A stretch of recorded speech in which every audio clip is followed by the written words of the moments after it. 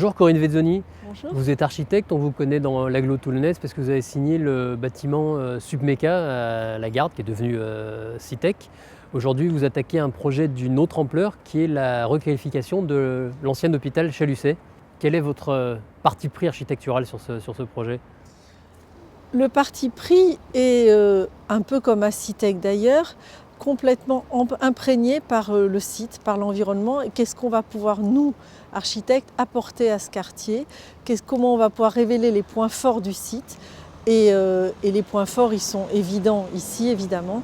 C'est le Mont Faron et ce rapport à la nature qui est là, et la nature plus apprivoisée avec ce parc qui est au sud. Et cette dualité de ces deux natures va vraiment porter la réponse. Il y a un deuxième sujet, c'est la question urbaine. On est dans un vrai cœur de ville, le cœur urbain de la ville, le centre de la ville. Et on se retrouve en suture entre deux mondes, l'univers du 19e siècle, l'architecture et l'urbanisme du 19e siècle qui est très orthogonal, à la Haussmann, des voies à angle droit. Et à l'inverse, derrière moi, le quartier du 20e siècle qui est très emblématique de Toulon aussi parce qu'il y a des architectures de grande qualité qui font référence plutôt dans ces années-là, les années 50, aux immeubles paquebots, blancs, à ces grandes coursives horizontales. Et nous, on se retrouve entre les deux, entre deux siècles. Et donc, nous, c'est le 21e. Entre ce 19e et ce 20e, voilà. On va créer et on doit annoncer le nouveau siècle, finalement, comment on construit à l'heure actuelle et comment on prend cas à la fois d'un existant, à la fois d'une trame qui est là et aussi de ce rapport à la nature qui est quelque chose d'assez nouveau. Comment on peut vivre en ville en ayant un rapport à l'extérieur beaucoup plus confortable et beaucoup plus direct.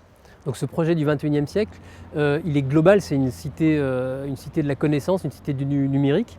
On va y retrouver quoi dedans ?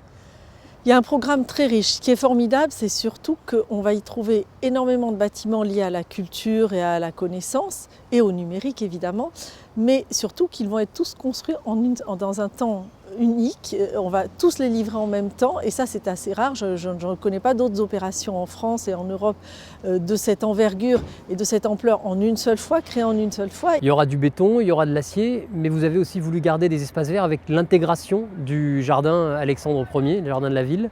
Oui. Comment ça va se passer ? Le jardin, le parc, c'est un parc, Alexandre Ier fait partie intégrante du projet, mais je voulais qu'il aille au-delà de ses limites actuelles et que le parc vienne finalement coloniser la totalité du site et viennent se glisser, s'immiscer dans le projet urbain.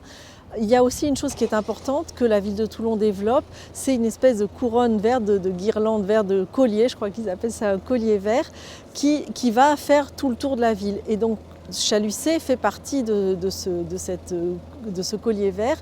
Et le grand sujet a été de proposer un jardin qui va s'organiser à travers une large bande plantée qui va partir du boulevard de Strasbourg, du point le plus bas, pour rejoindre la gare tout en haut, par le biais d'une promenade piétonne qui va pouvoir traverser tout le quartier, non pas sur le trottoir, mais à travers le jardin.